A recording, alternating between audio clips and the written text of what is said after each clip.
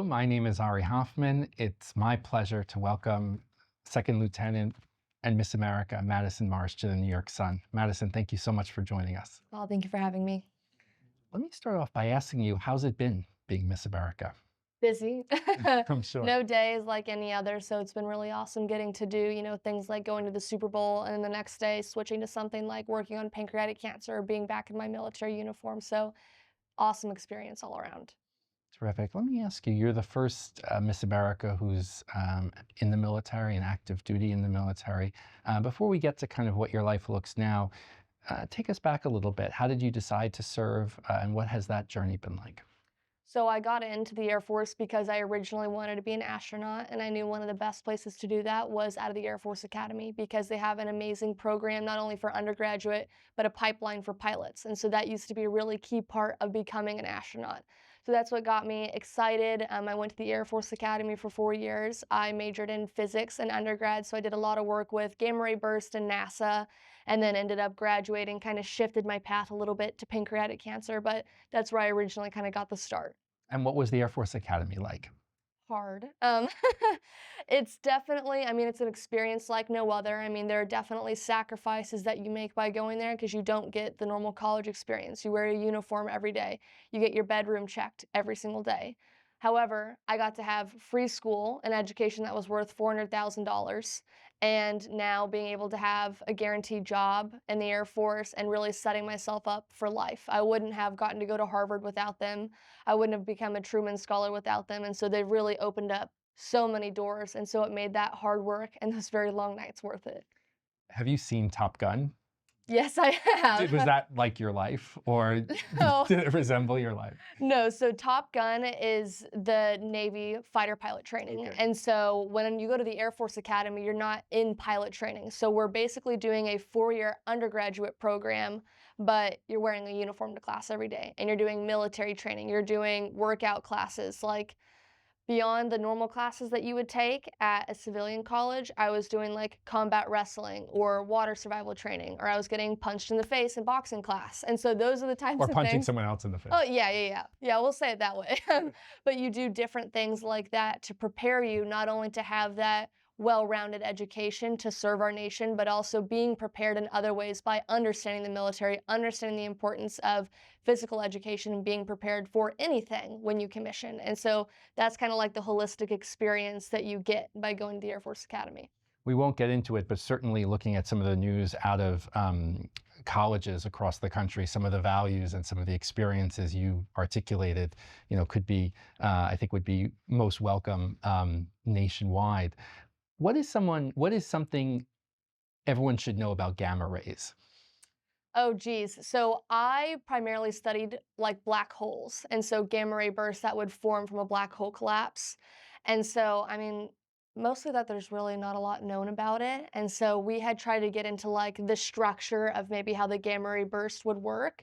And so then maybe later on you could classify the different types of bursts that were happening. And so for a whole summer, I lived in Huntsville, Alabama, working for NASA, trying to go through every single burst category and try to say, okay, do any of these shapes look alike? Maybe someone far smarter with a PhD will be able to use my classifications and then find out that they're maybe associated with different types of black holes or gamma ray bursts. So it was really cool to see all the intricacies of it and kind of get like a firsthand look and getting to put my hands into physics versus just doing the math. I won't ask you what you think of Interstellar and the science. It's a good movie. I remember when I was younger, I read Stephen Hawking's Brief History of Time, and for about a week thought I'd study Hawking radiation and black holes and what escaped from black holes, and then I became an English major. But let me ask you, okay, so we're in the military and we're studying black holes and we're punching people in the face occasionally. How did we get there to Miss America? So I started competing in pageants about halfway through my freshman year. And the reason I started it is because my mom passed away a couple months before I had entered into the Air Force Academy. So if you can imagine, I'm having to move across the United States with no family around me. I can't leave. I'm getting yelled at all of the time. And I have no clue what I'm doing. I don't know where my identity is gonna lie in the military. I don't have anything that I can really pour myself into that's not getting screamed at. And so my cousin competed in pageants, and I had seen a lot from her of the importance of leadership and community service in pageants, specifically the Miss America opportunity. And so I thought this would be a great way to step away from the academy and do something that I care about, because all of these pillars that are a part of the Miss America opportunity exist in the military. Obviously, they're in two very different ways with two different uniforms, but we're working towards that same mission. And so that's what made me fall in love with pageants, because you get to see, all the fun stuff wearing a gown, right? But it's so much more than that. Because I Miss America, I've gotten to share my mom's story on national television. I've gotten $70,000 in educational scholarships. That's what changes people's lives, just in the same way that the military has changed my life. And was your mom supportive of you going to the academy? Yes. So it took them a little bit of convincing. So they got me into flying when I was 15. And so that took a lot of convincing from my parents. But we had gotten a former F-16 pilot to be my instructor pilot. And so my mom having that, she knew that she was way more comfortable to have someone that she knew was really well trained. And there's a That's very amazing. It's like Michael yes. Jordan teaching you to shoot free throws. Exactly. I'm like, I got the best person. And a really special part about my entire academy experience is the way that I found out that I had gotten into the Air Force Academy. So I'm very close with my congressman who gave my nomination to the Air Force Academy. It's Congressman Steve Womack. And the night before my mom passed away, he gave me a call to let me know that I had gotten early admission to the Air Force Academy. So I had found out that I was going about like 4 months earlier than a lot of the other cadets would have. And so one of the last things I got to tell my mom was that I was achieving my dreams of going to the Air Force Academy because of some special thing that had happened in the universe that Congressman Womack had been able to tell me early. And so that entire experience is so special because I wouldn't have been able to imagine starting the academy, standing on those iconic footsteps for the very first day without my mom knowing that I was going to be there. Because it was tough enough that she doesn't get to watch it, but at least she knew that I was going to go achieve my dreams and there was nothing that was going to get in the way of that. Extraordinary. And I know since you've been Miss America, and before that, you've really devoted yourself to pancreatic cancer awareness and research. And tell us a little bit about that and how you've been able to use this platform to really continue to honor your mom's legacy. So my mom passed away when she was 41 on November 1st, 2018. And she didn't have any signs really going into it. We don't have cancer history in our family, wasn't a smoker, wasn't a drinker, all of these things that might be red flags for cancer, especially pancreatic. And so it had kind of really rocked our world when she had passed away. And within 2 weeks, my family and I decided to start the Whitney Marsh Foundation because we wanted to remember the things that my mom loved while also raising awareness for the disease. So she was a big runner. And even when she was going through chemo, my mom would literally go out and run 10 miles. And at the time, I was like, I can't even run 1 mile. My mom's just really showing me up. And so we host a 5K, 10K every year back in our hometown in Fort Smith, Arkansas, called Whitney's Race, because we want to do things that my mom loved while also bringing people to understand and look for those signs of pancreatic cancer that we were blind to see when it first happened. And so I've had the opportunity now to start this very small nonprofit and work with people like the Pancreatic Cancer Action Network, PanCan. And so we're doing their race, Purple Stride, tomorrow out in New York City. And so they're an amazing national organization that's been able to allow me to be mentored by them, to really learn how did they get so successful? How can we be working together? Because we have the same mission of helping pancreatic cancer patients. So there's a lot that has been done and can be done moving forward. And what do you think people need to know about pancreatic cancer? What would you like to tell people, maybe who are watching this or reading this article? Early detection is key. And so there were some signs that my mom had had before getting diagnosed that really didn't seem bad. It was like she had unexplained abdominal pain, some unexplained back pain, and unexplained weight loss. And it might seem like everyone kind of has back pain or stomach pain from now and then, but it had come out that she was actually being misdiagnosed. And so we didn't find out until it was too late to make a change.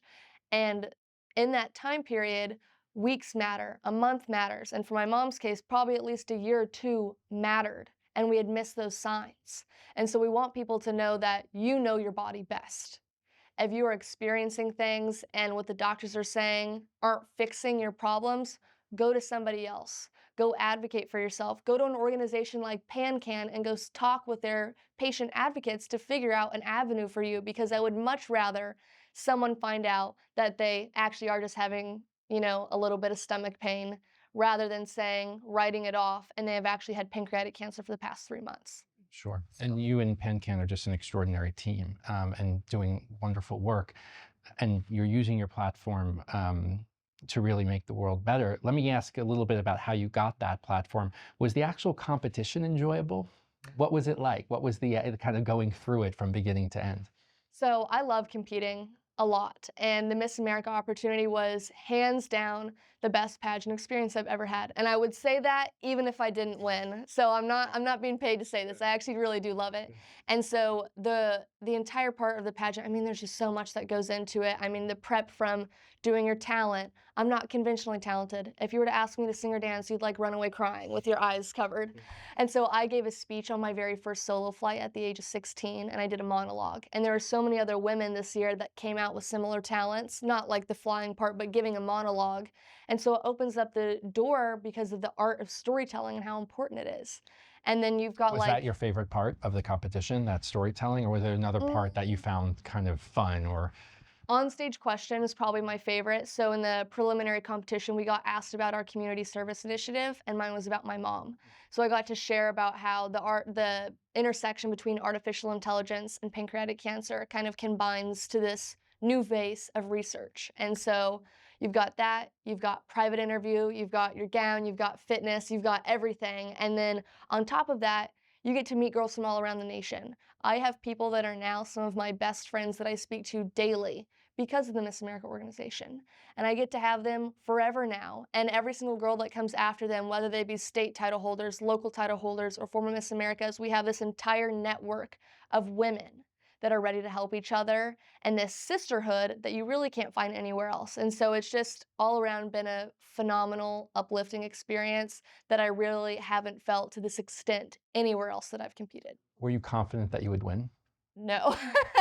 I think I think the best part that I did going into the competition was having zero expectations. The only things that I went in wanting was to walk away with a good experience and friends, because I knew at the end of the day, that's the only thing you can control. If you go watch any Miss America pageant, you will see that all 51 contestants are intelligent, they're passionate, they're talented, they have a purpose. And so when you walk in, there there would be no way that you'd be like, "Oh, I'm gonna win." Because you look around and you're like, "God, you can make a case for every single one of these people here. So you might as well just relax and have fun, because at the end of the day, it's a panel of 5 judges that are gonna decide that fate. Who knows what they're gonna pick?" And so I had just gone in being chill, and I remember on finals night, I had texted my fiance and I told him, I said, "Tell my whole family not to treat me like a wounded animal when I don't make top 15 in 10 minutes, because I'm totally fine right now. I just want to hang out with y'all tonight and everyone be positive." So when I had made top 15, I was like, "Oh, what a treat. My family gets to watch me compete again." And then when I had made top 5, I was like, "Oh my gosh, I've not prepared to do on-stage question because this was the last thing I had expected the whole week." But obviously this is such a surprise and such a good moment, so I'm very lucky. Let me ask you, Madison, you've already obviously achieved so much, and you have so much ahead of you. You mentioned you've been able to pursue, a private life or personal life in a way that's kind of maybe new for winners of Miss America. You obviously have your military training, your sense of purpose there. You have the charitable work you're doing with your mother's memory. What's ahead for you? What do you think is next after maybe you're not wearing the crown anymore, at least physically? So I'm gonna go back and finish my degree at Harvard Kennedy School next year, so I have a year and a half left in that program, and I'm really wanting to pour a lot more into this pancreatic cancer sector, because right now there is really no legislation for pancreatic cancer. We've seen a lot of strides in breast cancer, colon and rectal cancer, and a few others, but when you try to go look that up for pancreatic cancer, there's nothing. And so I want to be able to use my medical expertise and what I've done with Harvard Medical School and apply that to the policy sector to make sure patients have an avenue to get detected. They're not having to battle with their insurance agencies to get covered for these, because those weeks that you're having to argue with insurance on whether or not they're going to cover you could be the difference between life and death for a lot of patients. And so I want to be able to alleviate that with my expertise and passion and story because of my mom. So I'm excited to get to do that. And obviously, I've got an entire Air Force career that I still have ahead of me. And I'm really excited because they've given me so many opportunities. I mean, on top of the free school, but the environment and the leadership that I've gotten to have with them and the opportunity to serve our nation, the fact that they're giving me the place to do all of that at once is just like a dream come true. Second Lieutenant and Miss America Madison Marsh, it's been a pleasure. Thank you for joining Thank us. you. Thank Thank you. you.